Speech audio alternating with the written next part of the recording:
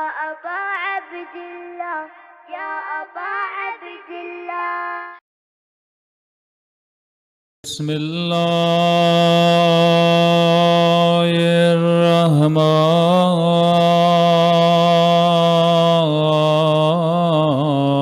الرحيم.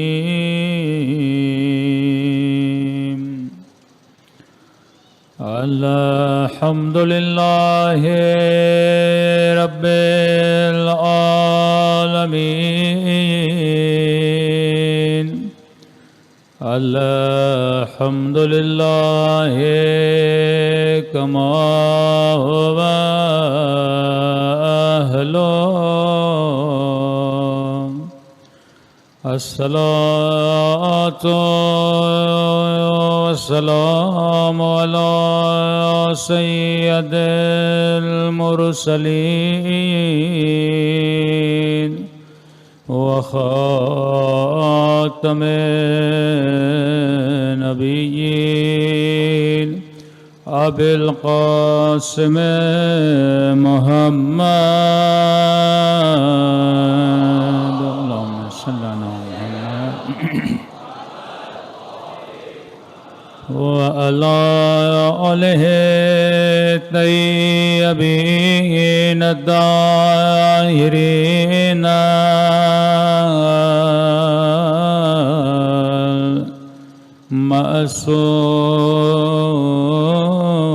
معصومین. سب مل کے دعا سرکار آقا امام. الہی عظم البلاء وبرح الخفاء وانكشف الغطاء وانقطع الرجاء وزاقت الأرض ومنعت السماء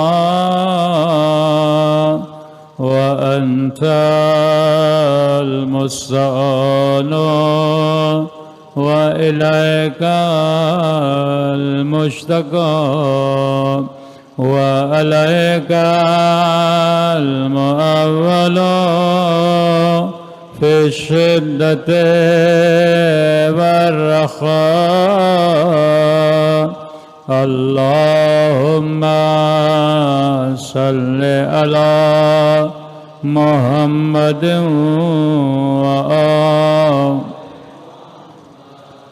أولي الأمر الذين فرضت علينا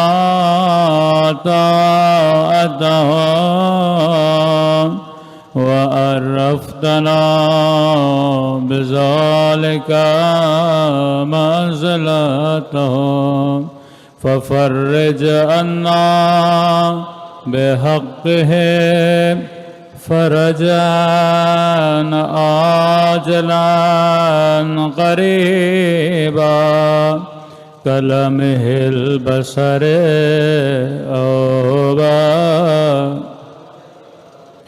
يا محمد يا علي يا علي يا محمد يا محمد يا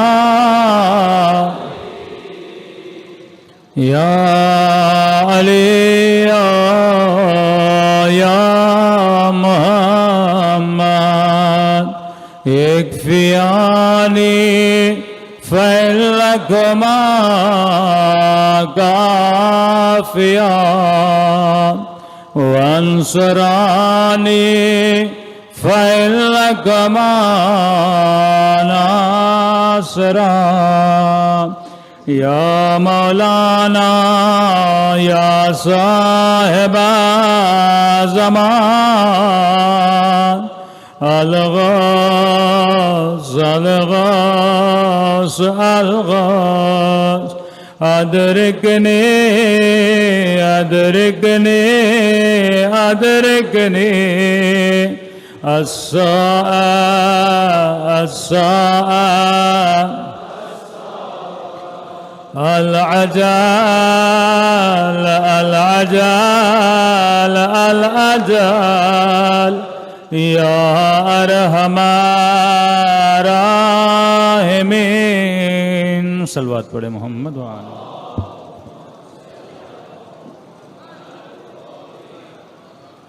بسم اللہ الرحمن الرحیم رب اشرح لی صدری ویسر لی امری واحلل عقدۃ من لسانی یفقہوا قولی اما بعد فقد قال سبحانہ وتعالی فی محکم کتابہ المجید وفرقانہ الحمید وقولہ الحق وهو اصدق الصادقین بسم اللہ الرحمن الرحیم قد افلح من زکاہا وقد خاب من دساہا صلوات پڑھے محمد وآل محمد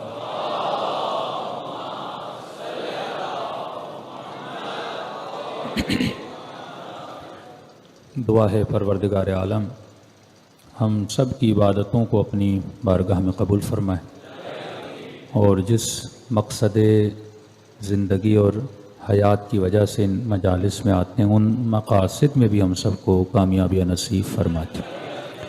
دعاؤں کی قبولیت کے لیے ایک بار آواز بلند صلوات پڑھے محمد وآلہ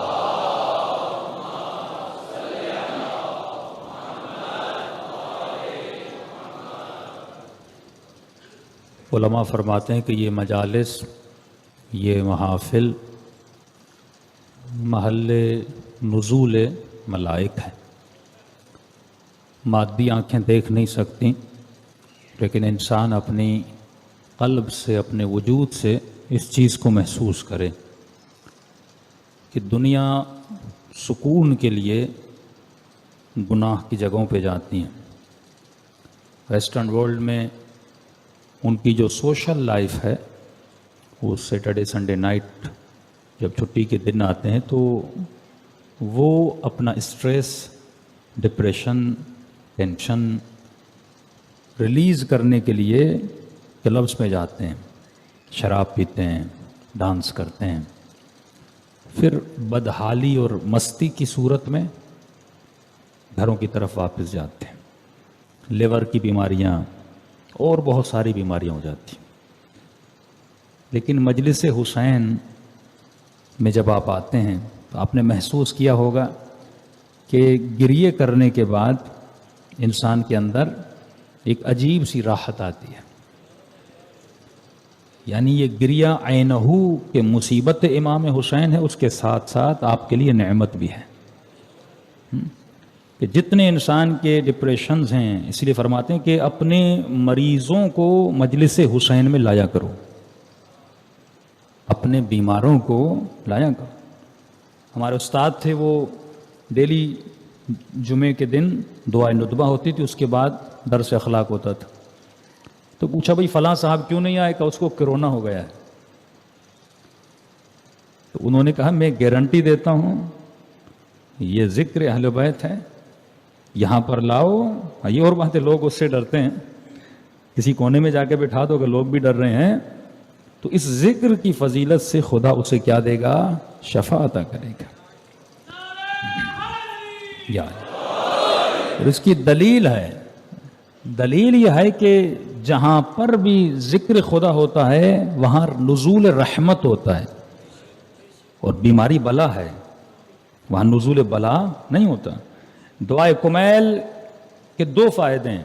ایک فائدہ یہ بھی ہے کہ جب آپ دعائے کمیل پڑھتے ہیں چلو انسان گناہوں کی توبہ کرتا ہے۔ ایک اس کا جسمانی فائدہ ہے کہ جتنی بھی انسان کے اوپر بلائیں آتی ہیں، تو بلائے فقر ہو، وہ بیماری کی بلا ہو، مختلف مشکلات انسان کی زندگی میں آتی ہیں، معصوم فرماتے ہیں ان سب کا سبب گناہ ہے، جس کے اسباب آپ دعائے کمیل میں پڑھتے ہیں۔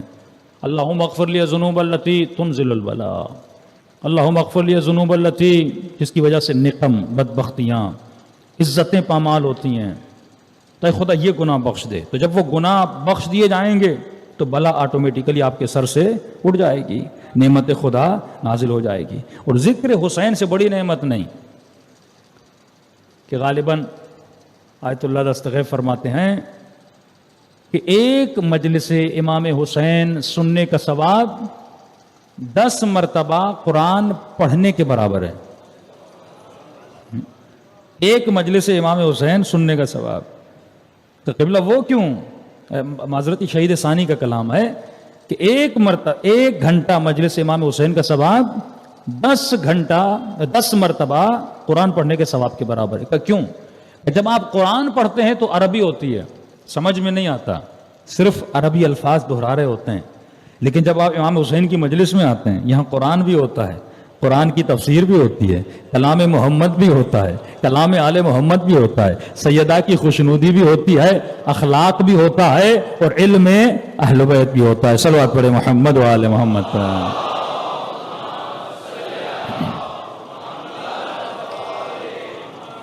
اور خالی قرآن اگر کوئی یاد کر لے اس کا کوئی فائدہ نہیں ہے. کتنے حفاظ قرآن تھے جو خوارج میں موجود تھے، لیکن جو قرآن کی ایک آیت سے بھی انسانیت کا درس لے لے وہ ہدایت پا جاتا ہے. تو علم کا انبار جمع کرنا اس کا کوئی فائدہ نہیں ہے. قرآن کہتا ہے اس کی مثال اس طرح ہے جس طرح گدھے کی مثال ہے. اپنی پیٹھ پر ہزاروں کتابیں اٹھا کر جاتا ہے لیکن اس علم سے اس کے وجود میں کوئی فائدہ نہیں آتا. بالکل اسی طرح میں اپنے گھر پہ علم لگا لوں لیکن حضرت عباس کے علم سے کوئی فائدہ نہ لوں.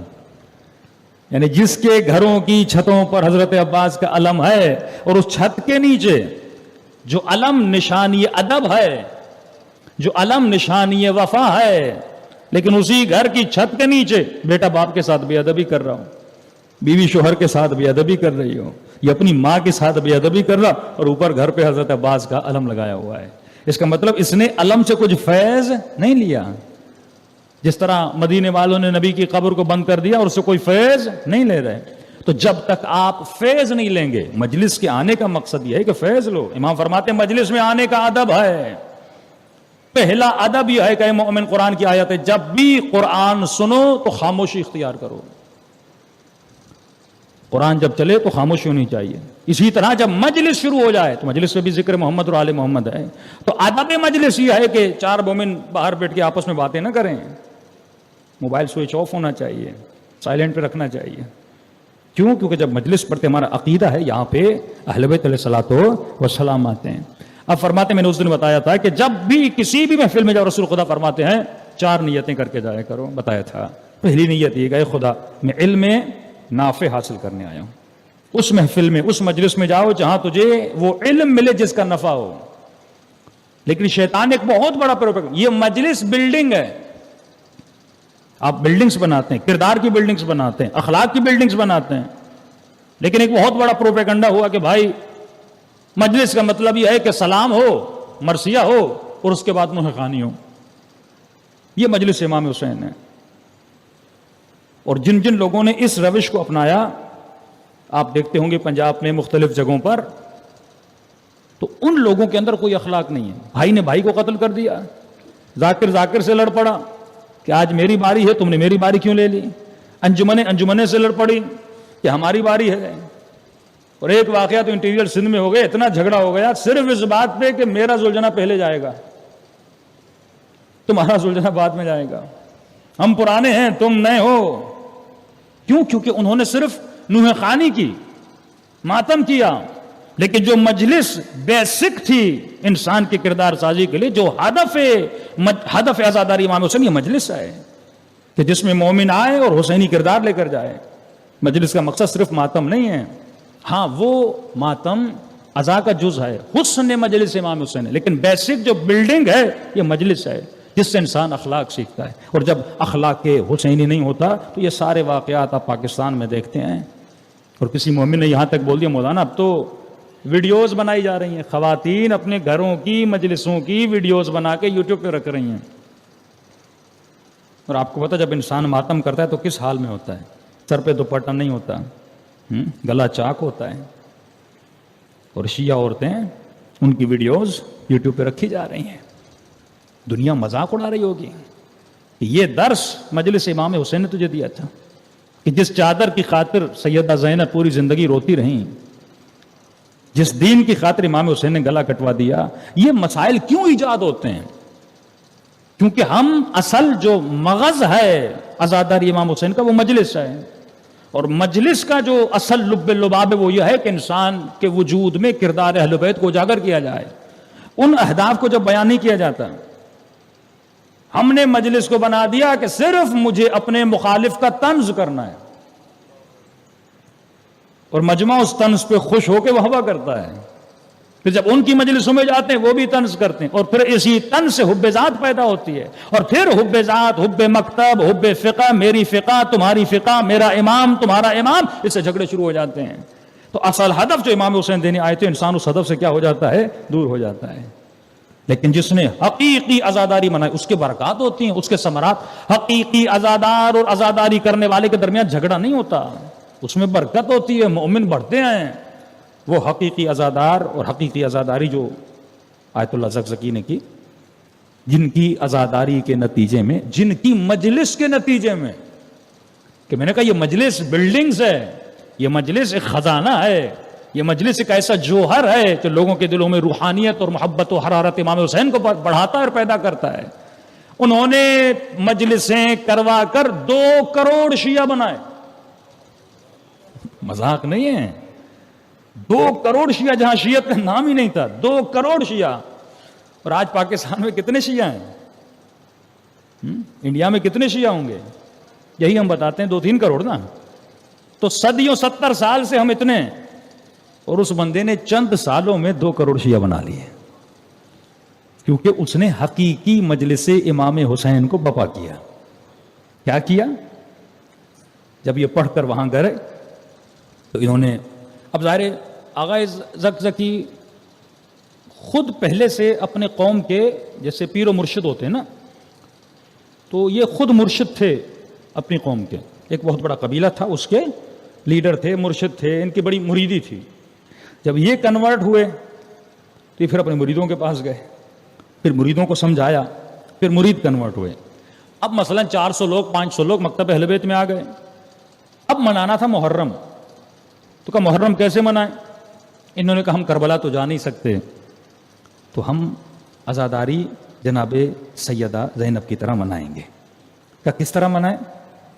کہا اس وقت بی بی نے کیسے منائی تھی, آج ہمارے بھی یہی حالات ہیں. کہہ رہا تھا کس طرح؟ کہا بی بی نے کربلا سے پیدل چل کے کوفہ گئیں, کوفے سے پیدل چل کے شام گئیں, تو ہم بھی پیدل چل کے رسم زینبی ادا, جس طرح آپ جلوس نکالتے ہیں, رسم سیدہ زینب ادا کر کے عزاداری منائیں گے.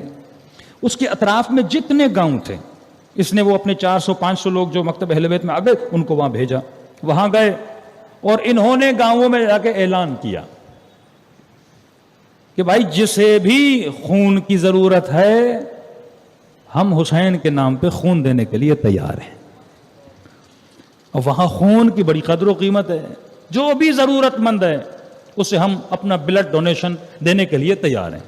اب ظاہر ہے جس چیز کی جہاں ڈیمانڈ ہوتی ہے, بزنس کا اصول ہے نا, سیل اینڈ ڈیمانڈ. ڈیمانڈ ہوگی تو سیل ہوگی, اگر ڈیمانڈ ہی نہیں اور آپ نے دکان پہ وہ چیز رکھی ہوئی, کوئی خریدے گا ہی نہیں. ہاں, نیا ماڈل چل رہا ہے, آپ نے پرانے ماڈل رکھے ہوئے, کوئی نہیں خریدے گا. تو اسی طرح دیکھا جاتا ہے کہ میرے معاشرے میں کس چیز کی ڈیمانڈ ہے, میں وہ ڈیمانڈ پوری کروں, لوگ کنورٹ ہو جائیں گے. احمد دیدہ جو ذاکر نائک کا استاد تھا, اس نے افریقہ کے کئی گاؤں کو مسلمان بنایا. اس کا کام تھا کرسچن کو مسلم بنانا. امریکہ میں وہاں پر بڑا کام کیا احمد دیدت نے, نیٹ پہ اس کا نام لکھیں گے. اس کے مناظرے کرسچنس کے پادریوں کے ساتھ, خود لنڈن میں, یو ایس میں بڑے بڑے اس نے مناظرے کیے, اور جس سے انسپائر ہوا اور ذاکر نائک بنا. تو وہ کیا کرتا تھا, جاتا تھا ان کے گاؤں میں, مثلا ایک گاؤں میں چلا گیا, افریقہ میں غربت بہت ہے, تو وہاں کنویں نہیں ہیں, لوگ پیاسے ہیں. تو یہ کیا کرتا تھا, کنویں کھدواتا تھا, اور کہتا تھا اگر میں کنواں کھدواؤں اور اس کے نتیجے میں تمہیں میری کچھ باتیں سننی ہوں گی. وہ گاؤں والے کہتے تھے پانی مل جائے ہمیں. ہاں, کنواں بنا دیتے تھے, سارے گاؤں کو پانی, وہ جو 6-6 کلومیٹر 2-2 کلومیٹر خواتین دور سے پانی لے کر آتی تھی, وہاں کنواں کھود دیتا. کنواں کودنے کے بعد ان سب کو مسلمان بنا دیتا تھا. تو میں نے ایک مومن کی صفت کیا بتائی, جو آج آئیں گے, مومن کے اندر رشد ہوتا ہے, وہ شعر ہوتا ہے, اسے پتا ہوتا ہے کس زمانے میں امام حسین کیا پیغام مجھے کس طرح پہنچانا ہے. وہ ہمیشہ اولڈ فیشن نہیں ہوتا, کہ میں اکثر جوانوں کو کہتا ہوں تمہارے کپڑے بدل گئے, ہر چیز بدل گئی, لیکن تم عزاداری کے پہنچانے کے طریقے کو دیکھو کہ آج ڈیمانڈ کیا ہے, آج کون سا طریقہ چل رہا ہے. اس ڈیمانڈ کو پورا کرو. مثلا آپ کے تھر میں اتنے علاقے ہیں جہاں پہ پانی کی قلت ہے, بلوچستان کے اتنے علاقے ہیں پہاڑیوں پہ پانی کی قلت ہے. میں صرف مثال ایک پانی کی دے رہا ہوں. ایسے اسکولز کی کمی ہے, ہاسپٹلز کی کمی ہے. آپ اہل بیت کے نام پہ 2 ہاسپٹل بنا دیں, اس کے ساتھ ایک چھوٹی سی مسجد بنا دیں. کئی ایسے گاؤں ہیں وہاں پہ مسلمان تو رہتے ہیں لیکن مسجد نہیں ہے. میں اس ممبر سے نام نہیں لینا چاہتا جو ہمارے مومنین کام کریں. گاؤں کو انہوں نے محمد آل محمد کی محبت میں ڈال دیا ہے. آپ کسی سندھ میں نام نہیں لے رہا, امام زمانہ کے نام پہ کام کریں, بہت کام کیا انہوں نے, لیکن سکوت میں. بعض لوگ کام کرتے ہیں شور و شرابہ کرتے ہیں, کام تھوڑا ہوتا ہے لیکن شور و شرابہ اتنا کرتے ہیں جیسے بہت کام. آرام سے کام کرو, اللہ اجر دیتا ہے. سکون سے کام کرو تاکہ تمہارے لیے مسائل بھی پیدا نہ ہو. تو ایسی کئی جگہیں جہاں مسجد کی کمی ہے, اسکول کی کمی ہے, پانی کی کمی ہے, تم اس ذریعے سے گاؤں والوں کو کہو ہم کنواں کھدوائیں گے, لیکن شرط یہ ہے آپ اپنے بچوں کو ڈیلی بیسس پہ, ویکلی بیسس پہ آؤ گے مسجد میں پیغام اللہ سنانے. جب بچے وہاں پہ جمع ہو جائیں, اب ان کو اللہ کا نام بھی بتاؤ, محمد کا نام بھی بتاؤ, اور آل محمد کا کلام بھی بتاؤ. تو آٹومیٹیکلی کیا ہو جائے گی. یہ وہ طریقہ ہے. ایک جمع یونیورسٹی میں پڑھتا ہے, وہ ڈھونڈے کہ میں یونیورسٹی کے جمع کو, اس کے ذہن کو کس طرح موٹیویٹ کر سکتا ہوں, میں کس طرح اس کے اندر تبدیلی. واقعاً میں ابھی موٹیویٹر جو اسپیکرز میں دیکھ رہا ہوں, اکثریت کن کی, وہابیوں کی ہے. نفرت نہیں پھیلا رہے, لیکن ان کا جو بیک گراؤنڈ ہے, نوجوان ہیں, ینگسٹرز ہیں, بڑا اچھا انہوں نے اسٹوڈیو بنایا ہوا ہے, بڑے اچھی اسپیکنگ اور اچھی تقریریں کر رہے ہیں, لوگوں کو کنورٹ کر رہے ہیں, اور ملینز میں دیکھ رہا ہوں ان کے ویوز ہیں, ملینز میں, 17 ملین, 6 ملین, 7 ملین لوگ ان کے پیغام کو اچھی باتیں کر رہے ہیں, لیکن بیک گراؤنڈ تو وہی ہے نا. تو جب بیک گراؤنڈ وہی ہے تو کہیں نہ کہیں ایسی بات آ جاتی ہے. تو ہمارا جوان کیوں نہیں کر سکتا ہے؟ ہم نے وہی پرانا سسٹم, وہی پرانا تنظیمی سسٹم. بھائی اب تم سوشل میڈیا پر آ جاؤ, تم اپنے سے گروپس بنا دو, تم اپنا اس کو ہم کہتے ہیں کہ اسٹڈی سرکلز بناؤ, ان اسٹڈی سرکلز کی پھر ریکارڈنگز کرو, نیٹ پہ ڈالو. جو ابھی نئے نئے ایشوز ہیں, ایک یونیورسٹی میں سیکولرزم کو کس طرح بڑھایا جا رہا ہے, فیمنزم کو کس طرح بڑھایا جا رہا ہے, لبرلزم کو کس طرح بڑھایا جا رہا ہے, اس کا مقابلہ کیسے کیا جائے, ایسی چیزیں رکھو, نوجوانوں کی ریکارڈنگز ہو. تو کس زمانے میں مجھے کس طرح شیطانی سوچ, وہ کیوں کامیاب ہے؟ کیونکہ وہ ہر زمانے میں اپنے پیغام کو اپڈیٹ کرتا ہوا ہے, لیکن ہم نے کسی چیز کو اپڈیٹ نہیں کیا. آج مجلس ہے, میں مجلس پڑھوں گا, آپ سنیں گے چلے جائیں گے, لیکن یہ جو ٹیکنالوجی, ریکارڈنگ کی ٹیکنالوجی ہے, آپ بھی سنیں گے, اور جب تک یہ مجلس مثلا یوٹیوب پہ رہے گی لوگ فائدہ لیتے رہیں گے. 20 سال کے بعد میں بھی مر جاؤں گا لیکن میری مجلس وہاں پہ پڑی ہوگی. یہ ٹیکنالوجی کا کام ہے کہ ٹیکنالوجی لوگوں کو فائدہ دے. اسی طرح انسان اپنے وجود کو اپڈیٹ کرے, یہی کام اہل بیت نے کیا. میں نے کئی مثالیں دی, جناب سیدہ کی مثال دوں, بی بی زینب سلام اللہ علیہا, کہ بی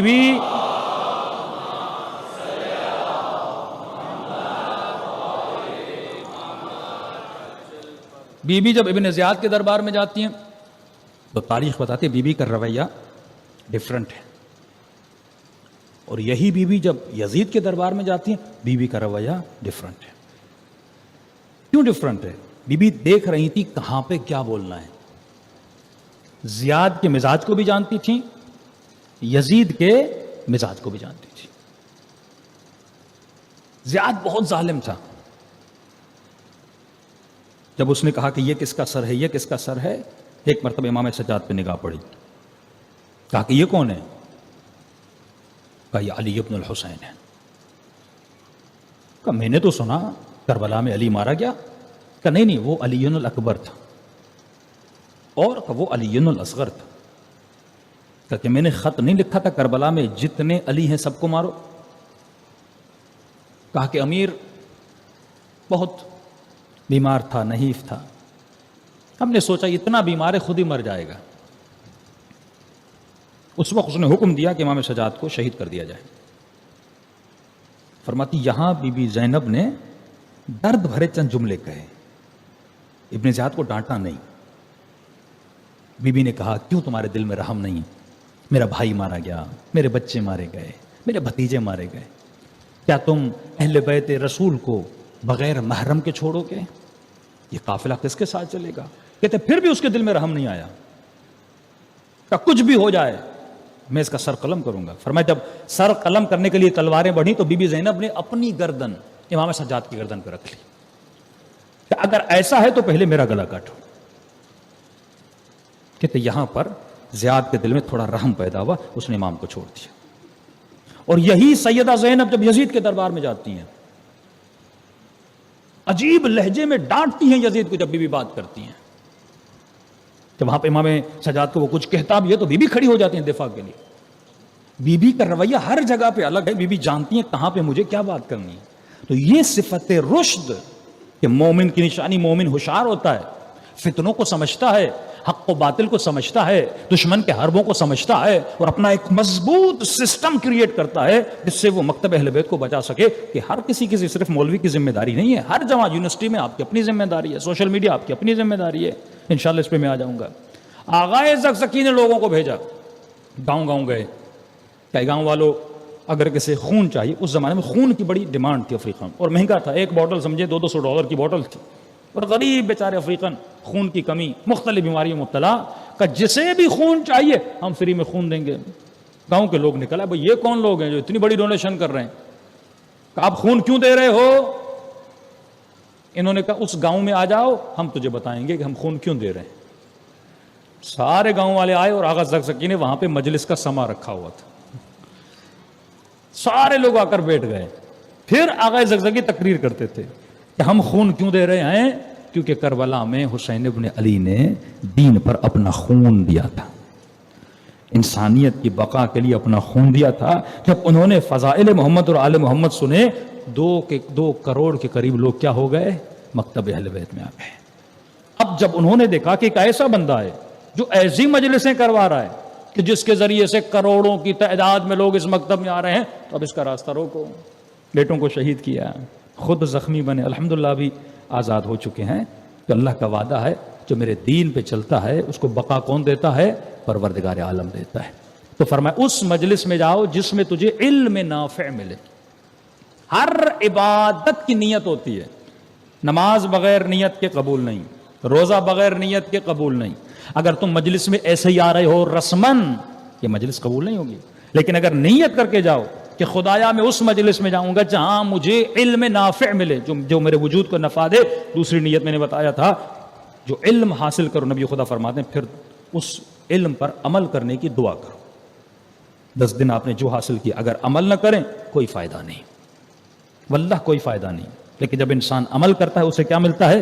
فیض ملتا ہے. دوسری نیت. تیسری نیت کرو، اے خدا جب میں عمل کروں تو اس میں مجھے خلوص بھی عطا کر. خلوص بڑا اہم ہے. ایک جوان ماتم کرے 4 جوانوں کو دکھانے کے لیے،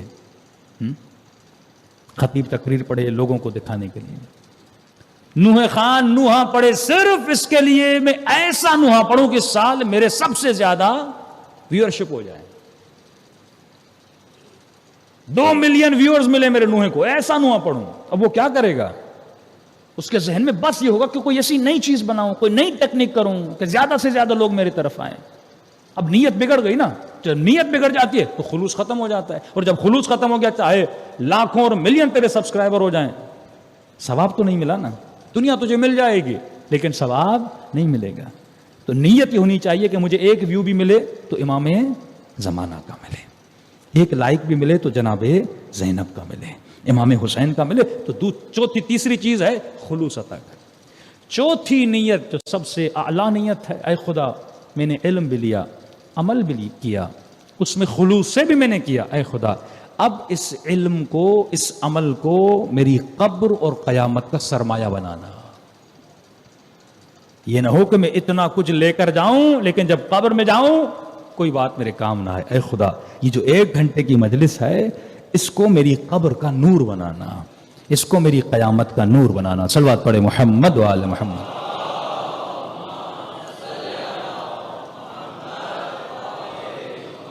اجل فرجم. تو عزیزان محترم، جب تک انسان اپنے اعمال کو، اپنی نیتوں کو، اپنی رفتار کو صحیح ڈائریکشن نہیں دیتا تب تک نہ اس کی دنیا بنتی ہے نہ آخرت بنتی ہے. تو یہ معرفت النفس ہے کہ انسان سمجھ لے یہ جو میری باڈی ہے، یہ میرا روح ہے، یہ کس طرح ورک کرتا ہے. اب اگر معرفت نفس نہ ہو تو نقصان کیا ہوتا ہے؟ انسان کی دنیا تباہ، انسان کی دنیا تباہ ہو جاتی. ابھی میں دیکھ رہا تھا افغانستان کے حالات کو. دیکھیے معرفت نہ ہونے کی وجہ سے لوگ اپنی زندگیوں کو گوا دیتے. غلط ڈائریکشن، غلط گول جو زندگی میں بنا دے. شیطان ایک غلط چیز کو اس کے لیے کامیابی کا رنگ دے دے, پوری زندگی لگا دیتے ہیں. بس ایک بچے کو سنگنگ کا شوق پیدا ہو جائے, شوق ہے نا, بچپن سے جو دیکھا اس کے ذہن میں بیٹھ گیا, پوری زندگی اس میں لگا دیتا ہے. اب کب پتا چلے گا کہ میں غلط راستے پہ تھا؟ جب بدن سے روح نکلے گی, پتا پوری زندگی میں نے تباہ و برباد کر لی. ہم نے کیا بتائی پہلی شرط, اگر آپ کو یاد ہو, حلم کا ہونا ضروری ہے. دوسرا کیا تھا؟ علم کا ہونا ضروری ہے. تیسرا کیا تھا؟ رشد کا ہونا ضروری ہے. پہلے حلم, انسان کے وجود میں صبر ہو, احسان کے ذریعے سے لوگوں کو بدلے, اپنے کردار کے ذریعے سے لوگوں کو بدلے. اگر یہ حلم فیملیز میں نہ ہو تو طلاقیں ہو جاتی ہیں, باپ میں نہ ہو بیٹے کے ساتھ جھگڑا ہو جاتا ہے, بیٹے میں نہ ہو والد کے ساتھ لڑائی ہو جاتی ہے. اور یہ کب پیدا ہوتا ہے؟ جب علم ہو, اور اگر علم نہ ہو تو انسان کی زندگی تباہ. اب دیکھیے سارے لوگ ایئرپورٹ پہ دوڑ رہے ہیں ایک جہاز کے پیچھے. غلط سوچ تباہی کی طرف انسان کو لے جاتی ہے. میں نے مثالیں دی تھی نا, آسٹریلیا کے پیچھے, امریکہ کے پیچھے, کینیڈا کے پیچھے کشتیوں میں ڈوب کے مر گئے, زندگیاں تباہ ہو گئیں. آج زندہ مثال آپ نے دیکھی, اتنی بھی اس میں بس اس کا خواب میں امریکہ پہنچ جاؤں. کوئی اپنے ملک میں رہ رہے ہو, طالبان آ گئے تو کیا تمہیں بھی گولی مار کے تھوڑی مار دیں گے؟ یہ تو خودکشی ہے کہ تم جہاز کے ٹائرز کے اس باکس میں خود کو ڈال دیتے ہو اور جہاز اوپر جاتا ہے. 3 لوگ وہاں سے گر کے مر گئے, جوان دیکھیں وہ چڑھتے ہوئے ان کی ویڈیو آئی ہے.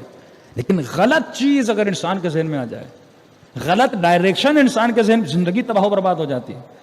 فرماتے زندگی کا تصور, اس کی مثال ایسے ہے, تصور کرو تم ایک گاڑی پہ ہو اور ایک پتلا سا راستہ ہے, ادھر بھی کھائی ہے ادھر بھی کھائی ہے.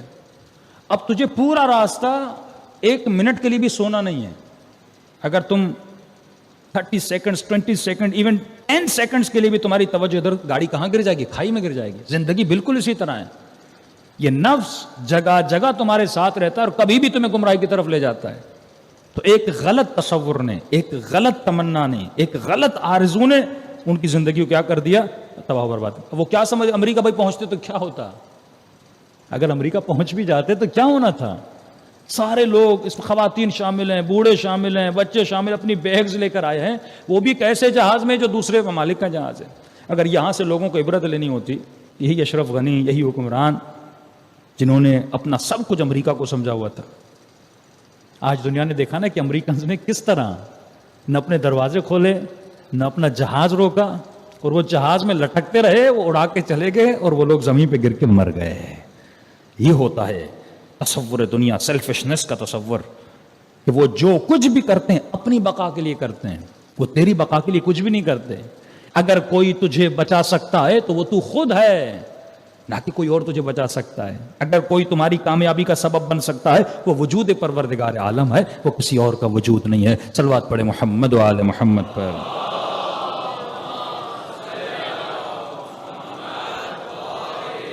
محمد وعجل فرجهم. اللہ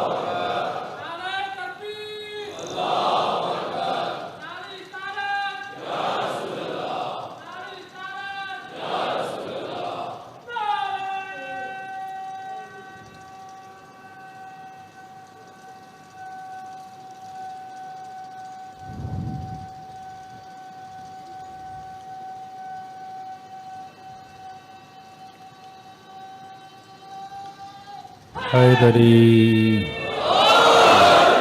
تو یہ اسلام ہے جو تجھے در سے صلہ رحمی دیتا ہے.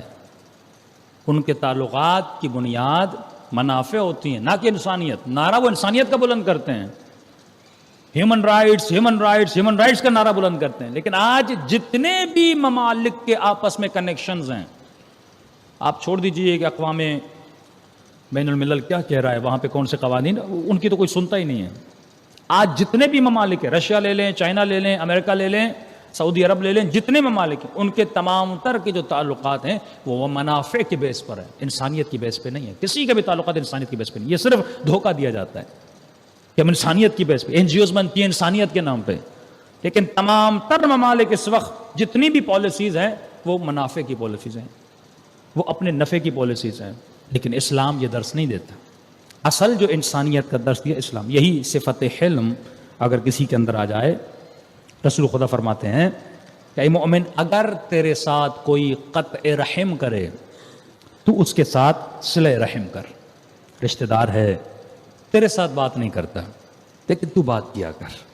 اس نے تیرے ساتھ تعلق ختم کیا ہوا ہے لیکن تو کبھی کبھی امام حسین کا نظر ہو گیا، گھر میں کوئی اچھی چیز پکا لیتے ہو، ہاں کبھی کبھی خیریت معلوم کر دیا کر، ان کے گھر میں کوئی بیمار ہو گیا ہے کوئی پیغام بھیج دیا کر. وہ اگر قطع رحم کر رہا ہے تو قطع رحم نہ کر. کہا کیوں یا رسول اللہ؟ فرمایا قرآن کی آیت پر وَلْيَعْفُوا وَلْيَصْفَحُوا. اے انسان اگر تو چاہتا ہے کہ خدا تجھے معاف کرے تو لوگوں کو معاف کرنا شروع کر دے.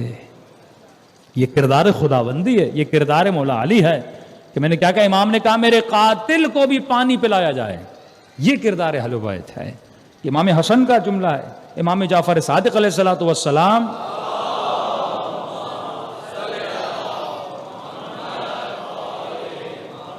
جس نے امام پر قاتلانہ حملہ کرنا چاہا، امام جب دنیا سے جا رہے تھے وصیت لکھوا رہے تھے کہ یہ پیسے اس کو دینا اس کو دینا، امام نے کہا اس کو بھی پیسے دینا. کہ مولا اس نے تو آپ پہ حملہ کیا تھا. امام فرماتے وہ اس کا کردار تھا، اس نے حملہ کیا تھا، لیکن میرا کام ہے اگر وہ ہمارا چاہنے والا ہے تو میں کیا کروں؟ صلہ رحم کروں. اگر کسی نے قطع رحم کیا ہے صلہ رحم کر. دوسری چیز، اگر کسی نے تجھے محروم کیا ہے تو اسے محروم نہ کر. اس کے پاس کچھ آیا تھا، اس نے آپ کو محروم کیا. کئی واقعات آتے ہیں، کہتے ہیں کہ مجھے فلاں رشتہ دار نے محروم کیا، فلاں مومن نے سب کو دیا لیکن مجھے کچھ نہیں دیا. مجھے دے سکتا تھا، بنا سکتا تھا، جاب دلوا سکتا تھا، سب کچھ کر سکتا تھا لیکن اس نے مجھے نہیں دیا. اور ایک دن آتا ہے وہ خود غریب ہو جاتا ہے، آپ کے در پہ آتا ہے. اب آتی ہے انسانیت کی باری، اب آتی اخلاق علی کی باری. تو اس وقت بدلہ نہ لیا کر کہ اس نے مجھے نہیں دیا تھا لہٰذا میں بھی نہیں دوں گا. فرماتے نہیں، اگر کسی نے قطع رحم کیا صلہ رحم کر، اگر کسی نے محروم کیا ہے تو اسے محروم نہ کر. تیسری چیز فرمایا کہ اگر کوئی تیرے ساتھ ظلم کرے تو اس کے ساتھ ظلم نہ کر. اب یہ معاملہ ہے مومن کا. اب یزید جیسا کوئی ظلم کرے تو اس سے بدلہ لینا ہے. یہ معاملہ ہے مومنین کے درمیان، یہ معاملہ ہے مسلمین کے درمیان. اگر کوئی تیرے ساتھ ظلم کرے رسول خدا فرماتے تو اس کے ساتھ ظلم نہ کر، تو اچھائی کر. آخری چیز، اگر کوئی تیرے ساتھ بدی کرے تو اس کی بدی کا جواب بدی میں نہ دیا کر. پوچھا یا علی اگر تیرے ساتھ کوئی بدی کرے تو کیا کرے گا؟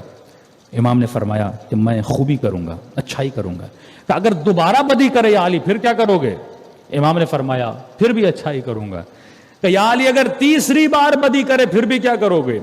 مولا نے تیسری بار یہ نہیں کہا میں پھر بھی اچھائی کروں گا. کہ یا رسول اللہ ایک جواب دے کے آپ کا مسئلہ حل کر دوں، جب تک وہ بدی کرتا رہے گا علی تب تک اچھائی کرتا رہے گا. جب تک وہ برائی کرتا رہے گا میرے ساتھ علی ابن ابی طالب تب تک اچھائی کرتے رہیں گے. فرمایا یا علی ایسا کیوں؟ یا علی کہا یا علی ایسا کیوں کہ وہ بدی کر رہا ہے تو اچھائی کر رہا ہے؟ فرمایا یا رسول خدا جب وہ اپنی بدی کو چھوڑنے پر تیار نہیں تو علی اپنی اچھائی کو کیوں چھوڑ دے؟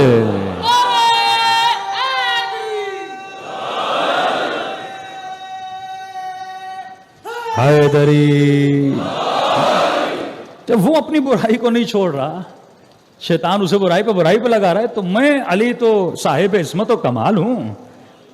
فارسی میں مثال ہے از کوزے، مطلب کوزے سے وہی نکلتا ہے جو اس کے اندر ہوتا ہے، گلاس سے وہی باہر آئے گا جو اس کے اندر ہے. کوزے کے اندر پانی ہے تو پانی باہر نکلے گا، تو آپ کے اندر سے بھی وہی نکلتا ہے جو آپ کے اندر ہے. اگر وجود اچھائیوں سے بھرا ہوا ہے تو انسان لوگوں سے کیا کرتا ہے؟ اچھائی کرتا ہے. یزید جو تھا وہ وہی تھا جو یزید کے اندر تھا، دشمن علی وہی تھا جو ان کے اندر تھا، اور علی ابن ابی طالب وہی تھے. کہ میں مشہور بات بارہا بتا چکا ہوں کہ جب جنگ صفین پڑھیے یہ مسلمانوں کو بتائیے تاکہ ان کو کیریکٹر کا پتہ چلے. ہم بس اتنا بتاتے ہیں کہ میدان احد میں وہ بھاگ گئے تھے، علی رک گئے تھے، نعرہ لگ جاتا ہے، خوش ہوتے ہیں وہ بھاگ گئے تھے. اگر نہ بھاگنے پہ خوشی تو نہیں ہونی چاہیے نا، غم ہونا چاہیے کہ رسول کو چھوڑ کے بھاگ گئے. ہاں تو اس صفت سے میں نے سیکھا کیا؟ اصل فکر کا مقام یہ کہ وہ کیوں بھاگے اور علی کیوں رکے، یہ فکر کا مقام ہے. کیونکہ ان کے اندر کوئی عادت تھی وہ خوف تھا. کس کا خوف؟ اپنی جان کی محبت، کہیں ہم مر نہ جائیں. اور علی کیوں رکے تھے؟ علی کے وجود میں اپنی ذات کی محبت نہیں تھی، مصطفیٰ کی ذات کی محبت تھی. ہاں، ثبات قدم کب آتا ہے؟ میدان چھوڑ کے کون بھاگتا ہے؟ جس کو اپنی جان کا خطرہ ہوتا ہے وہ میدان چھوڑ کے بھاگ جاتا ہے. وہ اشرف غنی بھاگ گیا، وہ ایسی تقریریں کر رہا تھا، میں حیران تھا جب سن رہا تھا. میں ڈیلی بیسس پہ اس کو سنتا تھا کہ ہم جان دے دیں گے، ہم یہ کر دیں گے، وہ کر دیں گے. اور جب باری آئی تو 5-6 بیگ پیسوں کی لے کے بھاگ گیا. تو انسان، مولا کا حدیث سے امام فرماتے ہیں مشکلات میں انسان کا پتہ چلتا ہے. ویسے تو سارے بہادر بنتے ہیں. ہاں، تو کسی مجلس میں، کسی کراچی میں 2090 میں امام خمینی لائبریری سائٹ پہ ہمارے استاد مجلس پڑھ رہے تھے تو کالی بلی گری. اندھیرا تھا، سپاہی صحابہ کا عروج، اور جیسے بلی مومن کے ہاتھ میں اس نے پیچھے پھینک کے کہا بم. وہ سارے حسین بھاگ کے چلے گئے. ہاں، مولانا کہہ رہے ہیں میں اکیلا ممبر پہ بیٹھا تھا، مومنین کہاں جا رہے ہیں. ہاں، وہی حال ہے جو جنگ احد میں ہوئی تھی. اور بانیان مجلس کہتے ہیں اسٹیج ٹوٹ گیا بیچارے. اس وقت نجفی کیسے لائبریری والے ہوتے تھے، کہہ رہے وہ ہماری کیمریز ٹوٹ گئیں. اور کہہ رہے مولانا کوئی 1000-1500 چپلیں پڑی ہوئی تھیں. اور یہی حال میدان احد میں تھا. یہ تاریخ پڑھی آپ. جب یہ بھاگے تھے تو چپلیں چھوڑ کے بھاگ گئے تھے. اور اینڈ تک بلانے والے بلاتے رہے بھائی یہ جس کا چپل ہے شوز لے جائے. تو شرم کے مارے کوئی، کہہ رہے وہ ساری چپلیں ہم نے خیرات میں دے دی، کوئی مومن اٹھانے بھی نہیں آیا کہ میری چپل ہے. پھر مولانا نے کہا بھائی گھر جا کے 2 رکعت نماز استغفار پڑھو. کہ اتنے ڈرپوک کہ بم کا نام سن کے سارے بھاگ گئے. تو اس قوم کے پھر لیڈر کا کیا ہوگا کہ قوم ہی چھوڑ کے بھاگ جائے اور مولوی ممبر پہ بیٹھا رہے اور مجمع سارا بھاگ جائے. یہ کیوں ہوتا ہے؟ کیونکہ انسان کے یہ سیکھے کہ اگر میرے اندر ڈر ہے، خوف ہے، تو میں کبھی بھی ثبات قدم پیدا نہیں کر سکتا. جہاد مذاق تو نہیں ہے نا. جان دینا، بات کرنا بڑا آسان ہے، لیکن 5 منٹ کے لیے سوچیے جہاد میں ہوتا کیا ہے. گولیاں لگتی ہیں، جسم چھلنی ہوتا ہے، بچوں سے دور ہونا پڑتا ہے. جب آدمی جا رہا ہوتا ہے تو یہ سوچ رہا ہوتا ہے مر گیا تو میرے بچوں کا کیا ہوگا. یہ سارے خیالات ذہن. مذاق نہیں ہے جنگ لڑنا، بہت مشکل کام ہے. لیکن یہ جذبہ ہو، انسان تاریخ سے عبرت، صرف واہ نہ کرے، چٹکلا نہ مارے. ہاں بھائی وہ بھاگے تھے، مولا روکے تھے. مولا کیوں روکے؟ کون سی ایسی صفت تھی امیر المومنین کی کہ جس نے مولا کو روکا؟ اور ان کی کون سی ایسی عادت تھی کہ صرف مولا بھی تو نہیں رکے تھے نا، اور بھی صحابی تھے جو مولا کے ساتھ 6-7 لوگ تھے جو رسول خدا کا دفاع کر رہے تھے، وہ بھی رکے تھے. جس کا مطلب ان سب میں وہ صفت تھی اور وہ بھاگے تھے تو مطلب ان کے اندر وہ صفت نہیں تھی. تو یہی صفات ہیں جو اہل بیت آپ کے وجود میں کیا کرنا چاہتے ہیں؟ پیدا کروانا چاہتے ہیں. صلوات پڑھیں محمد و آل محمد پر.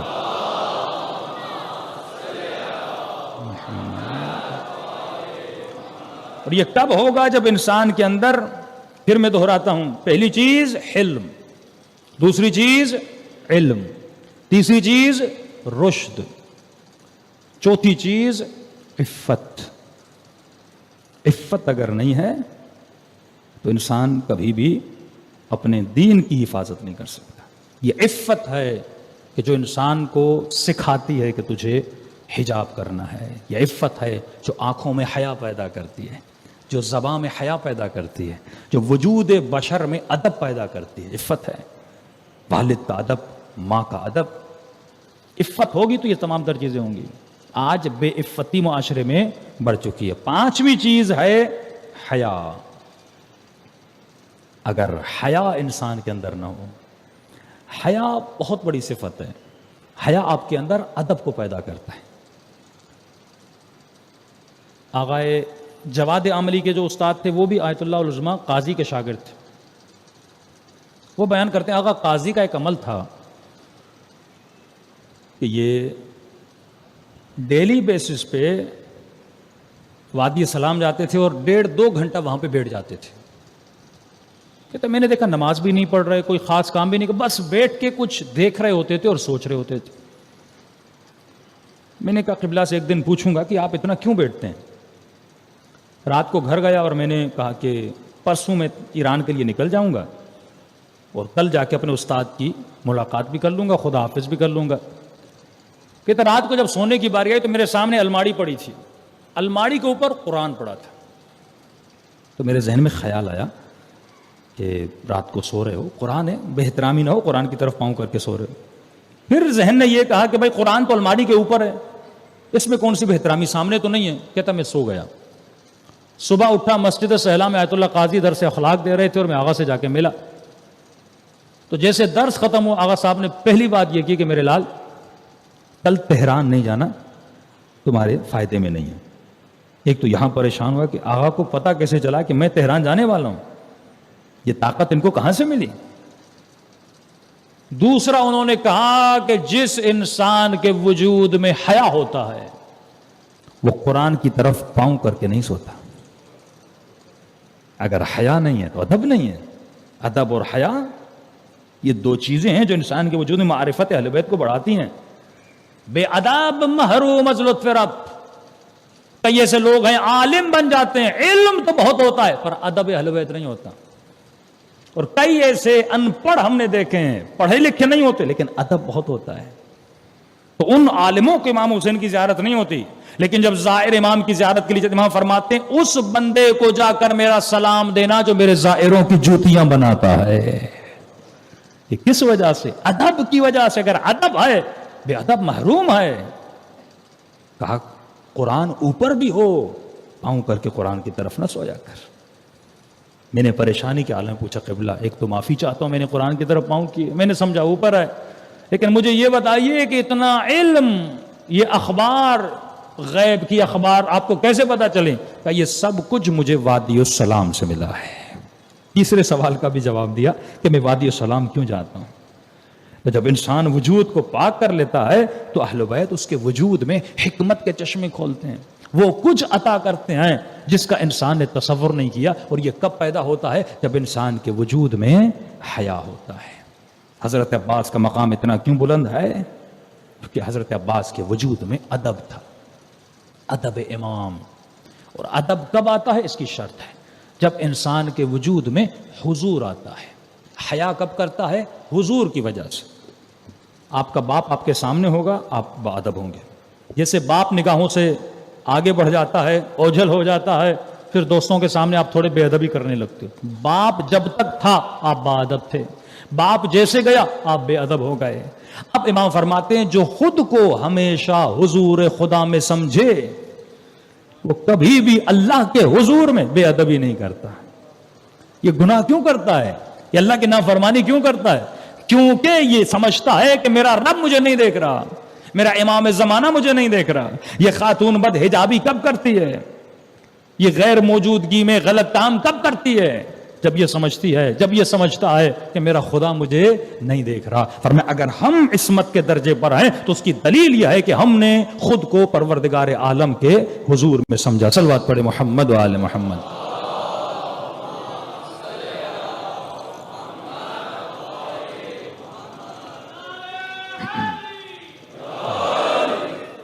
ساتویں چیز جو آپ کی خدمت میں آج عرض کرنی ہے وہ ہے عزت نفس. کل اس پہ تھوڑی گفتگو ہوئی. عزت نفس، سیلف ریسپیکٹ. جب تک آپ اپنی خود عزت نہیں کرو گے. کل میں نے فقہی مسئلہ بتایا تھا کہ اگر کسی مومن کو وضو کرنا ہو تو ایک ایسا بندہ جس کے پاس پانی ہے لیکن اگر میں پانی لوں گا وہ بار بار مجھے احسان جتلائے گا. قرضہ بھی ایسے سے نہ لیا کرو جو بار بار جتلائے. کسی کی احسان کے نیچے نہ جایا کرو جو 10 لوگوں کے سامنے کہے میں نے تجھ پہ یہ احسان کیا تھا، تمہاری بیٹی پہ یہ احسان کیا تھا. جس مسئلے سے عزت نفس مجروح ہو جائے کبھی بھی اس مسئلے میں نہ پڑا کرو. یہاں تک فرمایا اگر مال دے کر بھی عزت بچتی ہے تو عزت خریدا کرو، کیونکہ مومن کی عزت کعبے کے برابر ہے. کیونکہ مومن کے دل میں خدا رہتا ہے. اب تصور کریں کسی مومن کی جو بے عزتی کرتا ہے، کسی کی عزت کو اچھالتا ہے، 4 لوگوں کے درمیان اسے بے عزت کرتا ہے پیسے کے لیے. آپ نے دیکھا ہوگا جو بیچارے کرایہ دار کرایہ نہیں دے پاتے، مالک مکان کیا کرتے ہیں؟ سامان گلی میں پھینک دیتے ہیں. 4 لوگوں کے سامنے بے عزت کرتے ہیں. ایک مومن نے آپ کا پیسہ نہیں دیا، پیسہ اس کے پاس نہیں ہے، آپ اس کے دروازے پہ کھڑے ہو جاتے ہو، ہاں بھائی میں نے تو اتنے پیسے دیے، 10 لوگوں کو فون کال کرتے ہو. تو یہ توقع نہ کرنا کہ قیامت کے دن اللہ تیری عزت کرے، اللہ تیرے عیبوں کو چھپائے. یوم تبلی السرائر، جہاں تمام تر عیبوں کو، جہاں بہن بھائی سے بھاگے گی، باپ بیٹے سے بھاگے گا کہ کہیں میرے عیبوں کا پتہ نہ چل جائے. تو اگر تو یہاں پہ کسی کی عزت کرتا ہے تو خدا وہاں پہ کیا کرے گا؟ تیری عزت کرے گا. ایک سبب جس کی وجہ سے عزت نفس پامال ہوتی ہے اس کا نام ہے حرص. حرص بہت بڑی بلا ہے. شیطان، میڈیا، دنیا آپ کے سامنے خواہشوں کو جنم دیتی ہے. مثال دوں، آپ کے گھر میں چھوٹا ٹی وی ہے، بار بار وقفہ دکھایا جا رہا ہے بڑے ٹی وی کا، بڑے ٹی وی کا، بڑے ٹی وی کا. خواہش نے جنم لیا، خواہش پیدا ہوئی، بچے نے کر لو، بیوی نے کر لو، بیٹے نے کر لو. مال نہیں ہے، پیسے نہیں ہیں، آپ نے ادھر ادھر کر کے قرضہ کر کے ٹی وی لے لی. چھوٹی سی گاڑی آپ کے پاس گزارا ہو رہا تھا، لیکن کیا دیکھا، فلاں ہمسایہ بڑی گاڑی لے کر آیا ہے، بڑا بھائی بڑی گاڑی لے کر آیا ہے، ماموں بڑی گاڑی لے کر آیا ہے. بیٹوں نے کر لو، ہے نہیں کر لو. اب اس کو خواہش پوری کرنی ہے، پورا کرنے کے لیے کہاں جائے گا؟ بینک کی طرف جائے گا. بینک سے لے گا لون، لون لے لیا، گاڑی لے لی. اب ظاہر ہے بینک کو تو پیسہ چاہیے، سودی نظام ہے، 10 دیتے ہیں اور 12 کر کے آپ سے واپس لیتے ہیں. اب یہ پیسہ کہاں سے دے؟ اس کو زندگی کی خواہشیں، تمنائیں پوری کرنی ہے. بڑا فریج بھی چاہیے، بڑی گاڑی بھی چاہیے، بڑا گھر بھی چاہیے، بڑا ٹی وی بھی چاہیے. تو ان تمام تر چیزوں کو پورا کرنے کے لیے پوری دنیا میں لوگ یہی کرتے ہیں، لونز لیتے ہیں، قرضے لیتے ہیں. اب یہ اکیلا قرضہ پورا نہیں کر پا رہا تو بیوی کہتی ہے میں کام کرتی ہوں، میں بھی جاب کرتی ہوں. تو اپنی خواہشوں کو پورا کرنے کے لیے بیوی کو بھی نوکری کرواتا ہے. اب یہ عورت جاتی ہے نام محرموں کے ماحول میں. رسول خدا کی حدیث، جب عورت نام محرم کے سامنے ہوتی ہے، تیسرا وجود جو ان کے درمیان ہوتا ہے وہ شیطان ہوتا ہے. جس طرح پیٹرول پمپ پہ آپ گاڑی کے اندر بھی ہو سگریٹ جلانا منع ہے، بھائی میں اندر ہوں، کہیں منع ہے، کہ کیوں؟ کہ یہاں خطرہ ہے، کیونکہ پیٹرول کو اگر تھوڑی سی چنگاری بھی لگ گئی آگ بھڑک جائے گی. اسی طرح یہ کوئی کتنا بھی کہ مولانا متدین ہم پرہیزگار ہیں، نہیں بھائی. عورت اور مرد کا وجود جہاں پر ہوگا وہاں شاید تیسرا شیطان ہوتا ہے. عورتیں چاہے جلوس میں چلیں، عورتیں چاہے مجلس میں آئیں. تبھی فرمایا ایک ایسا سسٹم بناؤ. اللہ نے مسجد میں سسٹم بنایا نا، بیچ میں پردہ لگاؤ، یہاں خواتین یہاں مرد، سسٹم بناؤ. حرم امام رضا جاؤ، حرم امام حسین جاؤ، سسٹم بنایا ہوا ہے. کوئی کہے کہ نہیں مولانا اپنے امام حسین کے حضور میں کوئی گناہ کرے گا؟ نہیں، شریعت کا قانون ہے، سسٹم بناؤ. لوگ اللہ کے حضور میں گناہ کرتے ہیں، امام حسین کے حضور میں کیوں نہیں کریں گے؟ اللہ کے حضور میں زنا کرتے ہیں، امام حسین کے حضور میں کیوں نہیں کریں گے؟ یہ لیسبینز، یہ گے، یہ تمام تر کہ اللہ کو نہیں مانتے؟ تو مسلمانوں میں یہ بیماریاں نہیں ہیں. حضور خدا میں جب گناہ کر سکتا ہے تو مجلس میں کیوں نہیں گناہ کرے گا؟ بعض لوگ آتے ہی گناہ کی نیت سے ہیں.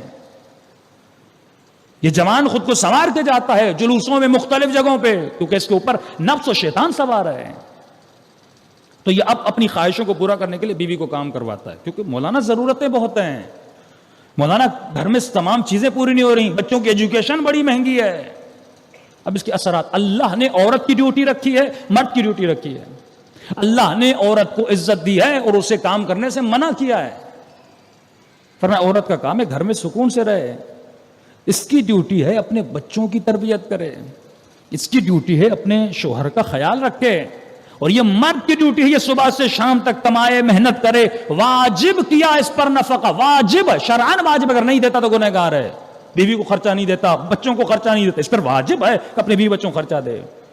اس سے پہلے کہ دوستوں کو چائے پلائے، دوستوں کے ساتھ گھومنے جائے، اپنے ٹرپس منائے، اس سے پہلے واجب ہے کہ پہلے اپنے بیوی بچوں کی ضرورتوں کو پورا کرے. اب کچھ بچتا ہے تو جا کر اپنی ضرورتوں کو پورا کر. لیکن یہ عورت کمانے جاتی ہے، ہوتا کیا ہے سائیکولوجیکلی بتا رہا ہوں، صبح سے شام تک مختلف نامحرموں سے باتیں، دفتر کا کام. اب تھکی ہوئی ٹوٹی ہوئی گھر آتی ہے، صبح فریش ہو کے باہر جاتی ہے، کسٹمر سے باتیں کرتی ہے، کسی آفس میں کسی کام میں تھکی ہوئی بیچاری صبح محنت کر کے جاتی ہے. وہاں پہ تو فریش ہونا ہے نا. ایک عورت جو ایئر ہوسٹس بنتی ہے جہاز میں، ان پر لازم ہے کہ ان کے چہرے پر اسمائل ہو. باپ بھی مر جائے نا ان کا، لیکن اگر ڈیوٹی پہ جائے گی اس کو اسمائل کرنی ہے.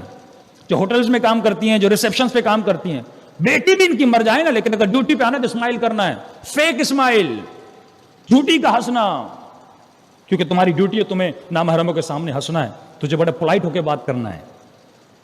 20,000 تنخواہ کے لیے 25,000 تنخواہ کے لیے. کتنی تنخواہ ہوگی؟ 30,000 تنخواہ کے لیے، تاکہ گھر کی ضرورتوں کو میں پورا کروں. حالانکہ میں اگر اپنی آرزوؤں کی چادر اتنی بڑھاتا جتنی میری ضرورت ہے، اس سے زیادہ میں اپنے چادر کو نہ پھیلاتا، تو کبھی اس بیماری میں معاشرہ مبتلا نہ ہوتا. لیکن مبتلا ہو چکا ہے.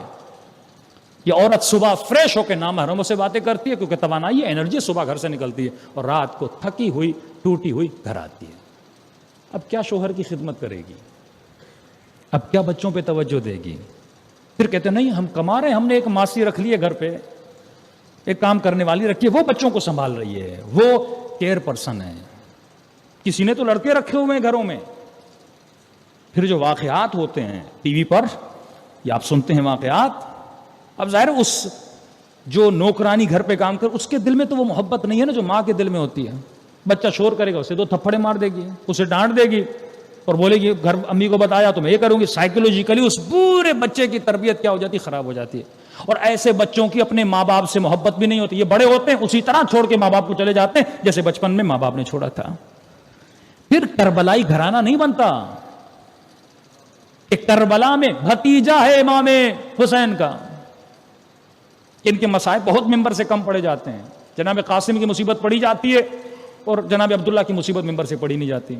یہ بھی ہم نے رسم بنا دی کہ اس دن اس شہید کو پڑھنا ہے اور دوسرے شہداء کا ذکر ہوتا نہیں. 11 سال عمر ہے اس مجلس میں. اگر 11 سال کا بچہ، اسے دیکھیے اس بچے کا بدن کیا ہوتا ہے. 11 سال.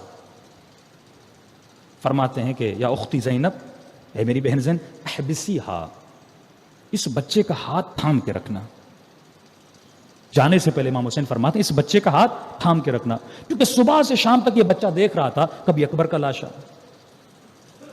کبھی قاسم کا لاشا، کبھی اونو محمد کے لاشے، اصغر کا لاشا، بھائی کا، چچا کا، سب دیکھ رہا ہے بچہ. بار بار باہر جانا چاہتا ہے، بار بار باہر جانا چاہتا ہے. امام نے فرمایا احبسیہا، اسے خیمے سے نکلنے نہیں دینا، چھوٹا ہے. یہ بھی زینب فرماتی میں نے کلائی کو زور سے پکڑا ہوا تھا کہیں بچہ باہر نہ جائے. اچانک کربلا کے میدان میں شور ہوا. بچے نے دیکھنا چاہا باہر ہو کیا رہا ہے. اس نے پردہ ہٹایا تو کربلا کے میدان میں دیکھا کہ امام حسین گھوڑے سے گرے ہیں. فرماتے بچے نے برداشت نہیں کیا. بی بی زینب فرماتی فوراً میرا ہاتھ چھڑایا اور کربلا کے میدان کی طرف دوڑا. میں محبت بتانا چاہتا ہوں، آج اپنے بیٹے کی محبت باپ سے اتنی نہیں ہے جتنی کربلا میں بھتیجوں کی، بھائیوں کی، بہنوں کی. وہ سسٹم حرص کے نہیں تھے. انہوں نے اپنی فیملیز کی تربیت اہل بیت کے فرمان کے مطابق کی تھی. آج عفتوں کو پامال کیا جا رہا ہے، عزتوں کو پامال کیا جا رہا ہے، صرف اس لیے مولانا اچھا گھر بن جائے، مال بن جائے، دولت بن جائے. اگر یہ چیزیں نہیں ہیں تو صاحب عقل نہیں ہے. عزت نفس، سیلف ریسپیکٹ اگر تمہارے وجود میں نہیں ہے. یہ بھی زینب فرماتی ہیں اس بچے نے ہاتھ چھڑایا اور میدان کی طرف دوڑا، اور جیسے وسط میدان میں پہنچا غبار اڑ رہی تھی، اور جیسے غبار بیٹھی اس نے کیا دیکھا ہے کہ ایک ملعون امام حسین کے سینے پر سوار ہے. غالباً وہ سنان تھا. کہتے ہیں بچہ چیخا یا ابن الزانیہ اتقتل عمی، اے زنا زادے تو میرے چچا کو قتل کرنا چاہتا ہے. کہتے ہیں جیسے یہ جملہ کہا اس ملعون کو غصہ آیا اور یہ کہہ کر دوڑا اس کی طرف. 11 سال کا بچہ جیسے دوڑا اس ملعون نے بچے کو بازوؤں سے پکڑا اور تلوار مار کے بازو قلم کر دیے. فرماتے کربلا کا واحد شہید ہے جو حسین کے سینے پہ شہید ہوا تھا. میرے امام فرماتے ہیں کہ مجھے نہیں معلوم میرے بابا پہ کیا گزر رہی تھی کہ بچہ سینے پہ تھا، بار بار بابا بچانا چاہتے تھے لیکن کیسے بچائیں. فرمائیے سینے پہ تھا اور بابا کے سینے پہ گھوڑے دوڑ رہے تھے.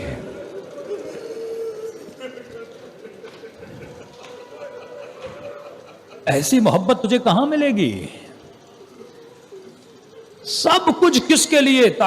تاکہ تیری عزت نفس حسین بچا سکے ذلت کی موت سے.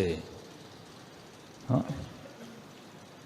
ایسی زندگی جب بناؤ گے کبھی ذلتوں میں رہنا پسند نہ کرو. خدا قیامت کے دن پوچھے گا، اے مومن اپنی بیوی کو عزت دی تھی؟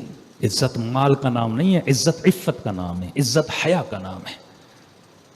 کہ کل میں نے مثال دی تھی جب ایک عورت معاشرے میں جاتی ہے اس کے ساتھ کیا ہوتا ہے. لیکن آج معاشرہ ذہنی غلامی کا شکار ہے. یہ مجلسیں روح کو بیدار کرنے کے لیے، افغانستان کے حالات آپ کے سامنے ہیں. آج تمام تر مغربی میڈیا کا یہ شور شرابہ ہے کہ طالبان کے آنے کے بعد وہ خواتین کو حجاب کروائیں گے. اتنی دشمنی حجاب سے کیوں؟ اتنی دشمنی شریعت کے احکام سے کیوں؟ 2 منٹ کے لیے انسان سوچے. ہم جتنے بھی قوانین بناتے ہیں وہ تجربے کی بنیاد پہ بنتے ہیں، ایکسپیرینس ہوتا ہے، پھر کہتے ہیں یہ قانون صحیح نہیں، قانون کو بدلو. لیکن شریعت خدا کے جتنے قوانین وہ انسان کی نیچر کے مطابق ہے. خدا کے قانون میں رد و بدل نہیں، شریعت خدا میں رد و بدل نہیں. یہ جو اصطلاحیں استعمال ہوتی ہے فرسودہ قوانین، فرسودہ شریعت، بدوی نظام جو ابتدائے عرب میں ہوتا تھا، اب تو دنیا ماڈرن ہو چکی ہے. تو دنیا کے بڑے بڑے ماڈرن لوگوں کو دیکھیں گے خودکشیاں کر رہے ہیں، ڈپریشن کا شکار ہیں. لیکن اہل بیت کے چاہنے والے امام حسین کی مجلس میں آتے ہیں، خدا ایک عجیب سکون آپ کو عطا کرتا ہے. یہ سب سے بڑی نعمت ذکر امام حسین ہے جس کو سنبھال کے رکھیے اور ایک فارمولہ آپ کی زندگی میں اپنائیے. اپنے وقت کو 3 حصوں میں تقسیم کریے. 24 گھنٹے ہیں نا، 8 گھنٹے دنیا کے لیے. اس کا راز یہ ہے کہ قرآن میں جتنی مرتبہ لفظ دنیا آیا ہے اتنی ہی مرتبہ لفظ آخرت آیا ہے. یہ قرآن کی فصاحت و بلاغت، اعجاز قرآن. جتنی مرتبہ لفظ دنیا اتنی مرتبہ لفظ آخرت. مطلب تم جتنا ٹائم دنیا کو دے رہے ہو اتنا ٹائم اپنی آخرت کو دو.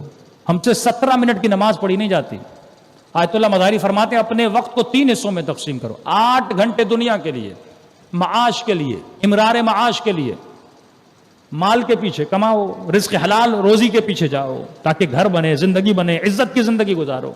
کہ چھٹے امام کے پاس شخص نے آیا کہ مولا فلاں بندہ دنیا دار بن گیا. امام نے کہا کیا کر رہا ہے؟ کہ مولا بزنس، تجارت کر رہا ہے. امام نے فرمایا اگر عزت نفس کو بچانے کے لیے بزنس کر رہا ہے تو یہ عین عبادت ہے. مال بھی عزت نفس، نیت یہ ہو کہ میں عزت نفس کسی کے سامنے ہاتھ نہ پھیلاؤں، کسی کا نوکر نہ بنوں، کس قرضی نہ بنوں، محنت کر کے کماؤں تاکہ اپنے پاؤں پہ کھڑا ہو جاؤں. اور جتنی محنت کرے یہ عبادت ہے. 8 گھنٹے اپنی دنیا کے لیے، 8 گھنٹے عبادت کے لیے. اب اس عبادت میں نماز بھی ہے، اس عبادت میں مطالعہ بھی، اس عبادت میں علم کا حصول بھی ہے.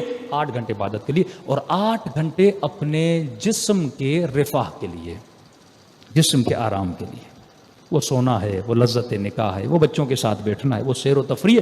اگر اس طرح انسان اپنا ٹائم ٹیبل بنائے تو اس کی دنیا میں بھی سکون ہوگا، اس کی آخرت میں بھی سکون ہوگا. نہ جسم بیمار ہوگا نہ روح بیمار ہوگی. صلوات پڑھے محمد و آل محمد.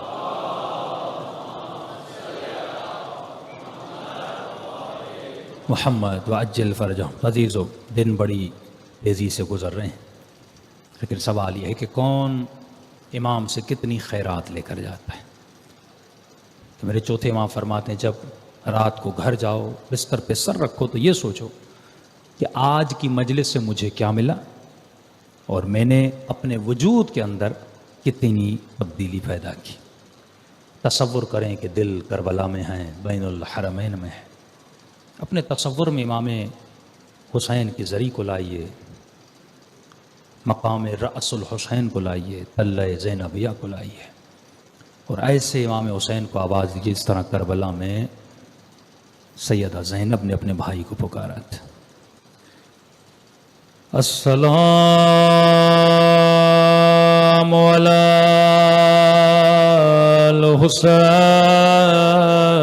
الحسین وعلی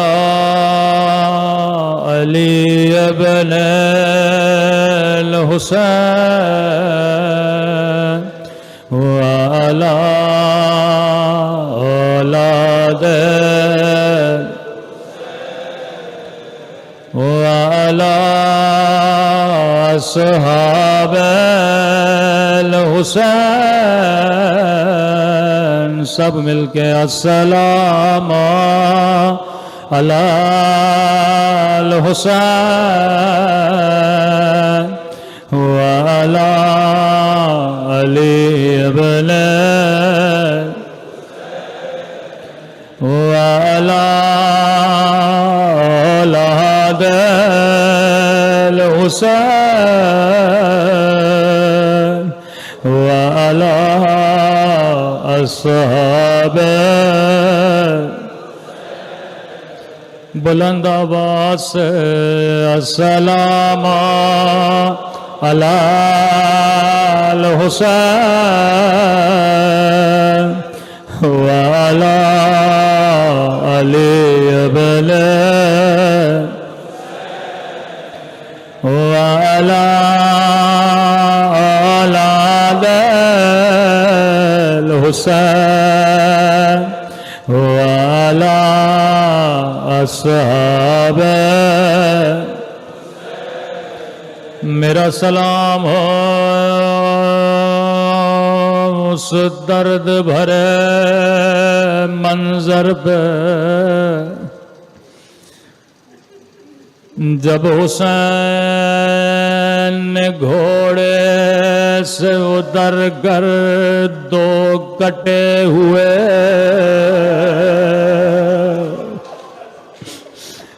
بازو اٹھائے تھے بازووں کو چوم کے کہا عباس میری کمر ٹوٹ گئی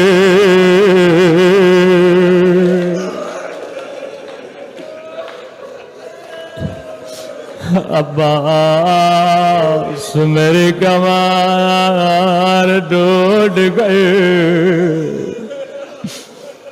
آج خدا کو ان دو کٹے ہوئے بازووں کا واسطہ دے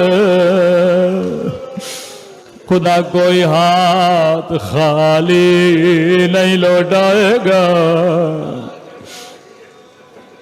حضرت عباس امام حسین کی خدمت میں آئے فرمایا مولا حسین اب مجھ سے سکینہ کی پیاس دیکھی نہیں جاتی اب مجھ سے بچوں کا رونا دیکھا نہیں جاتا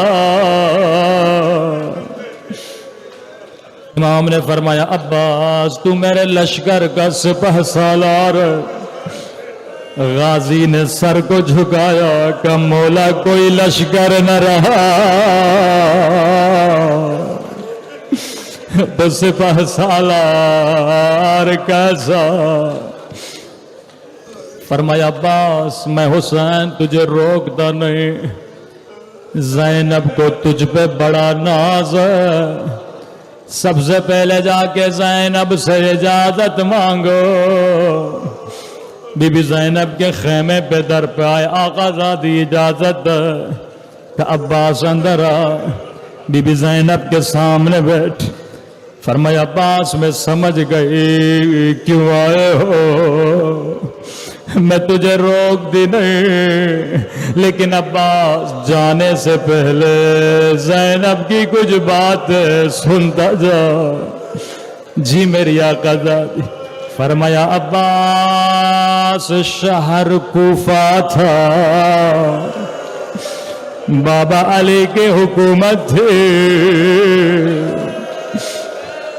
آپ کے ذہن کوفے چلے گئے عباس شہر کوفہ تھا بابا علی کی حکومت تھی میرا قافلہ شہر میں آنا چاہتا تھا بابا نے کہا حسین رات ہونے دے بازاروں کو بند ہونے دے عباس رات ہو گئی بابا علی خود میرے استقبال کے لیے آئے بابا نے میرے اونٹ کی مہار کو تھاما جیسے میری سواری چلنے لگی بابا نے سواری کو روکا فرمایا زینب بیٹا ذرا اماری کا پردہ ہٹانا عباس میں نے پردہ ہٹایا بابا نے کہا زینب غور سے دیکھو یہ کوفے کا بازار ہے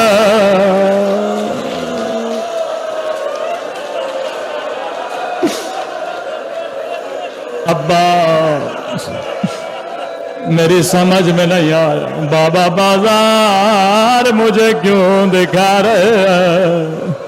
سواری اور آگے بڑھی، بابا نے پھر سواری کو روکا، کہا زینب ذرا اماری کا پردہ ہٹانا۔ میں نے پردہ ہٹایا، کہا زینب اب یہ کوفے کا چوک ہے۔ عباس میری سمجھ میں کچھ بھی نہیں آیا۔ میں نے کہا بابا اگر بازار دکھانے ہیں تو حسن کو دکھائیے، حسین کو دکھائیے، بیٹیوں کا بازاروں سے کیا کام۔ عباس بابا نے میری سواری کو بٹھایا، ہماری سے پردے کو ہٹایا، بابا زارو قطار رو رہے تھے، کبھی میری کلائیوں کو چومتے تھے، کبھی میرے سر کا بوسہ لیتے تھے، رو کر کا زینب یہی بازار ہوگا، او تیرے سر پہ چادر نہیں ہوگی، تیرے ہاتھوں میں رسیاں۔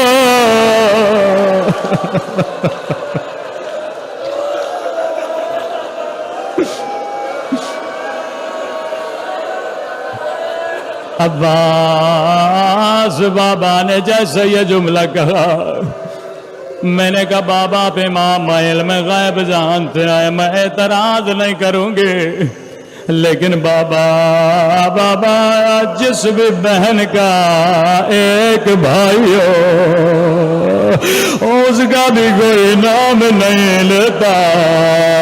او بابا اللہ نے مجھے 18 بھائی دیے، اللہ نے مجھے حسین جیسا، عباس جیسا۔ سنو گے عباس بابا نے کیا کہا، زینب اس وقت حسن نہ رہیں گے، حسین نہ رہیں گے۔ اب سنو بی بی زینب نے کیسے اپنے بھائی سے خدا حافظ کیا، کہ عباس کھڑا ہو جا۔ غازی عباس کھڑے ہوئے، بی بی زینب نے دونوں باہیں عباس کے گلے میں ڈالی، کہا خدا حافظ عباس۔ اب میں زینب سمجھ گئے میری چادر لٹنے کا وقت قریب ہے۔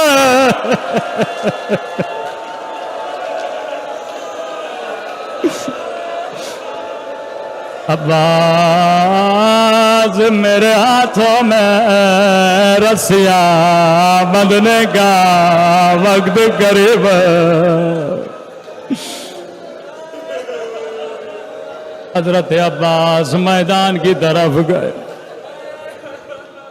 ایک ذاکر کے خواب میں غازی عباس آئے۔ آج حضرت عباس کے مصائب حضرت عباس کی زبان سے سنو۔ فرمایا ذاکر تو میرے شیعوں کو میرے اصلی مصائب کیوں نہیں سناتا؟ کہتا ہے مولا میں نے یہ پڑھا، آپ کے بازو کٹے، آپ کی آنکھ میں تیر لگا، آپ کے سر پہ گرز لگا، کہ یہ سب میرے مصائب ہیں لیکن میری اصل مصیبت نہیں ہے۔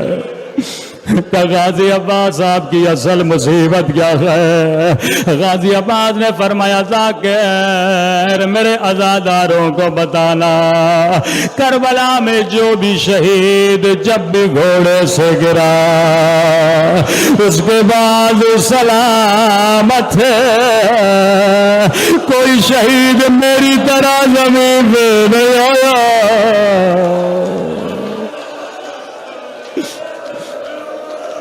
کس طرح غازی عباس زمین پہ آئے؟ فرمایا اے عزادار میرے دونوں بازو کٹ چکے تھے، ایک ظالم نے میری آنکھ میں تیر مارا تھا، اگر چھیت بھی تیری آنکھ میں چلی جائے تجھے پوری پوری رات نیند نہیں آتی۔ ملعون نے میری آنکھ میں تیر مارا، میں نے تیر نکالنا چاہا لیکن میرے بازو سلامت نہیں تھے۔ میں تیر نکالتا تو کیسے نکالتا، میں نے سر کو بڑا ہلایا تاکہ تیر نکلے لیکن پھر بھی تیر نہیں نکلا۔ میں نے اپنے گھٹنوں کو اوپر کیا اور تیر کو گھٹنوں میں دیا تاکہ گھٹنوں کے سہارے تیر نکالو۔ جیسے سر نیچے آیا کسی ظالم نے گھوڑ سے مارا، میں منہ کے بل زمین لگ رہا۔